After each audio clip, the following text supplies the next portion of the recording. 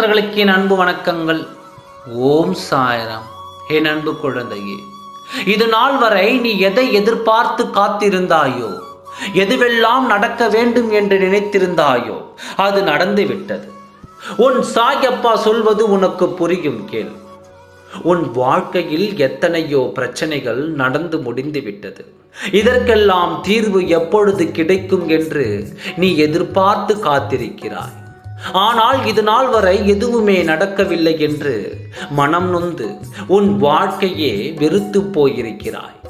இதற்கெல்லாம் விடிவு காலம் வந்துவிடுமா, இல்லை எனக்கான விடிவுகள் கிடைக்குமா, இல்லை என் வாழ்க்கையின் விடிகளை தேடியே என் வாழ்க்கை முடிந்து விடுமா என்று வேதனையுடன் நீ காத்திருப்பது எனக்கு தெரியும். அதனால் தான் நான் இப்பொழுது நடந்த ஒரு பிரச்சனையை உன்னிடம் கூற வந்திருக்கிறேன். உன் துணையின் இல்லத்தில் நடந்த பிரச்சனை தான் இது. இதுவரை நீ எது நடக்க வேண்டும், நீ எது எதிர்பார்த்து காத்திருந்தாயோ அந்த ஒரு நிகழ்வு நடந்து விட்டது. அப்பா சொல்வது நீ நம்பவில்லை என்றால் இன்னும் ஓரிரு நாளில் நடந்துவிடும். உன் வாழ்க்கைக்கான விடிவு காலம் எப்பொழுது வரும் என்று தானே நீ கேட்டாய். உன் வாழ்க்கைக்கு விடிவு காலம் வந்துவிட்டது. உன் வாழ்க்கைக்கான விடைகள் கிடைக்கப் போகிறது.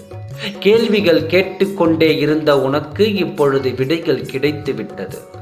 அந்த விடைகள் பெற்றுக்கொண்டு நிம்மதியாக காத்திரு. கூடிய விரைவில் உன் வாழ்க்கையின் திருப்பங்கள் நல்ல மாற்றங்களை கொடுக்க போகிறது.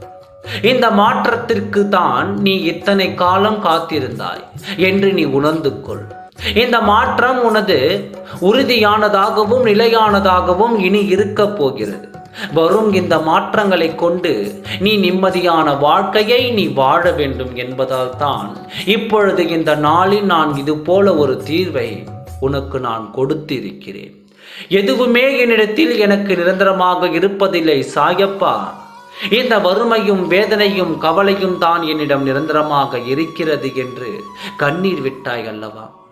இந்த வாழ்க்கையில் எதுவுமே நிரந்தரம் இல்லாத போது உன்னிடம் இருப்பது மட்டும் எப்படி நிரந்தரமாகும்? உன்னிடம் இருக்கும் கவலை, கஷ்டம், துரோகம், கண்ணீர், வருத்தம், வேதனை அனைத்தும் உனக்கு அதுவும் நிரந்தரம் இல்லாமல் உன் கரங்களை விட்டு போகிறது. உன்னை விட்டு நிரந்தரமாக ஓடி போக போகிறது. இத்தனை காலம் உன் துணையின் இல்லத்தில் என்ன நடக்க வேண்டும் என்று நீ எதிர்பார்த்திருந்தாயோ அது நடந்துவிட்டது. அவர் இல்லத்தில் இருப்பவர்களின் சொல் பேச்சை கேட்டு உன்னை வீட்டை விட்டு வாழ்க்கையில் வேண்டாம் என்று உதறிவிட்டு உன்னை இப்பொழுது தனிமையில் விட்டு உன்னை பார்க்க கூட வராமல் இருக்கும் உன் துணை இப்பொழுது என்ன செய்தா தெரியுமா? அவர்கள் வீட்டில் இருப்பவர்களை வெறுத்து அவர்களிடம் என் துணையோடு நான் செல்ல போகிறேன், இனி நீங்கள் யாரும் எனக்கு வேண்டாம் என்ற வார்த்தையை இன்று உன் துணை அவர்களிடத்தில் சொல்லி அவர்களை ஒதுக்கிவிட்டார். கூடிய விரைவில் உன் திசையை நோக்கி உன் துணை வரப்போகிறார். கவலைப்படாமல் இரு, உனக்கு நல்லதே நடக்கும். ஓம் சாய்ராம். நன்றி, வணக்கம்.